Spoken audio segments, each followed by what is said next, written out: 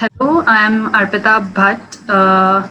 I have pursued my LLB and LLM from University of Mumbai. I then went on to pursue my master in business law from one of the national law schools.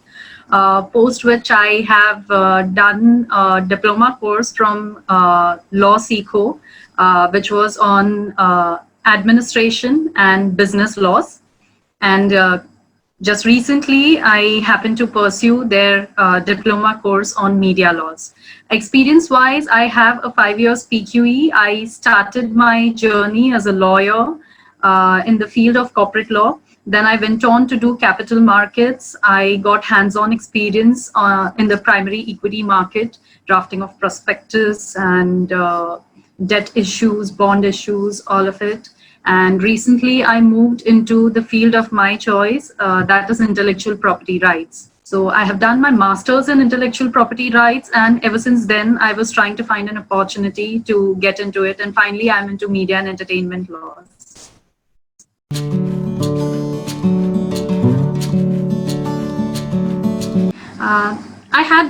I had a very good experience with Law Seco. So the courses which is drafted here, I have done good academic education, and I understood that there was a gap between what academics teach you and what is the practical exposure when you get in the field. So since I don't come from a national law school background per se, I wanted to bridge that gap. And I very much understood after doing a corporate law and capital markets experience that it is essential to have at least a background experience of what your agreements are, how your transaction will be, and how to go about with, let's say, your rights, because in media law, it's all about rights. So that was one of the reasons why I chose Law Seco. And also the course is structured in a very beautiful way, just the way we take up work in a law firm or in-house. When you don't have a particular structure, there'll be random agreements which will come to you pertaining to different kind of rights and transaction. And Law Seco course is drafted in the similar fashion. It doesn't have a particular module or chronology, though it has a very well organized structure. You can choose to start with any lessons you want. The best part is the assignment. So I believe that the assignments which are given to us help us hunt within the course itself as to what is the correct module and how to go about with the background research, and then apply your thought and analyze the deal terms and finally draft an agreement. So that is my reason to choose Law Seco.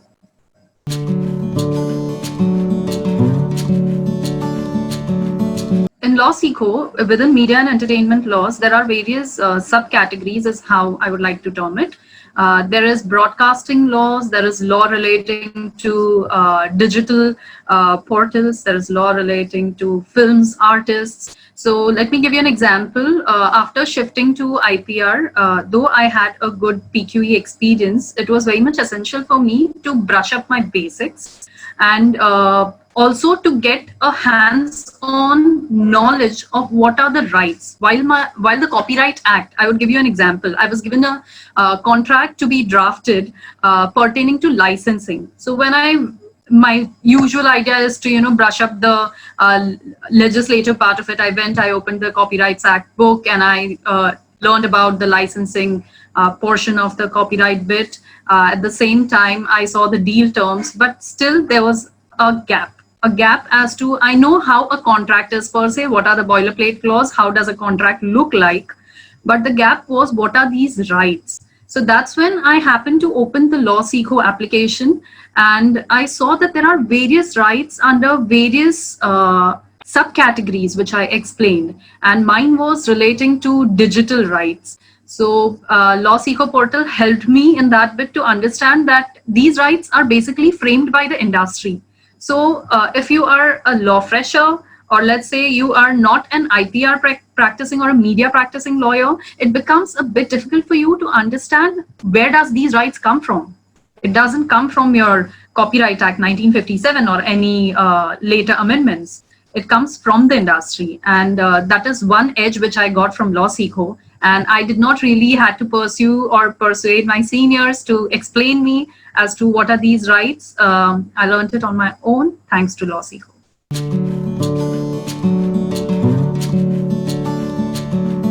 So the primary idea is people feel that law seco courses are to be taken by maybe students who are still pursuing law or freshers who are just done with law. But if you ask me, I feel that we lawyers, we are in such a field where learning should not stop, even though you practice it. So while you're practicing law, it's very important to keep yourself updated. So if you ask me, who should take law seco course, then I would say everyone should take a law seco course. And I would stick myself to media and entertainment law course, which I have taken. Of course, law students who are interested in doing media laws or practicing media laws should take up the course. Freshers who are already into the field should take up the course. And the practitioners who may be interested in media and entertainment laws and are not practicing in the field should also take up the course. It helps, I think, a wide category of audience. So I believe that it's helpful to quite a lot of people. And apart from that, the sessions, yes. The sessions which Law Seco takes up, they are very meaningful. I have seen various faculties taking the sessions who are already experienced in the field. Now, the best part is that the academicians who usually take up LLM or PhD, they are very much well versed with the legislative part of the law. But when it comes to the practical aspect, there is a lacuna. And I say this because I myself was a visiting faculty in one of the colleges in Mumbai.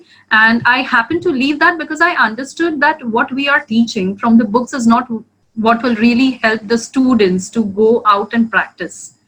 So this was one thing which is very well covered with Law Seco. I think they also believe in the same ideology that your act will not teach you how to act when an agreement comes to you. So the sessions, of course, are an edge. They will teach you right from the basics of what the law is and how to apply the law when an agreement is given to you. Additionally, I would like to say that the webinars that are taken by Law Seco, right now there is a lockdown everywhere and everyone is taking webinars. I would say it is raining webinars. But Law Seco foresee, I think it has a foresight. They have started taking webinars rather. I think since more than a couple of years is what I remember. So webinars is another edge. They have mastered it by now really well. And on daily basis, the webinars keep coming. And as a student of Law Seco, I have access to all those webinars on my portal itself.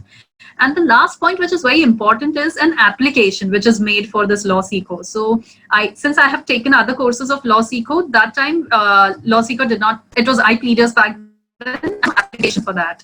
We used to visit website and do it. But now that I have an application, whenever I'm traveling, I read whatever I want to from the course. If at all I'm in office and I need a quick reference, I need not really go to the website. I can just open my mobile and check and get back to what I'm working on.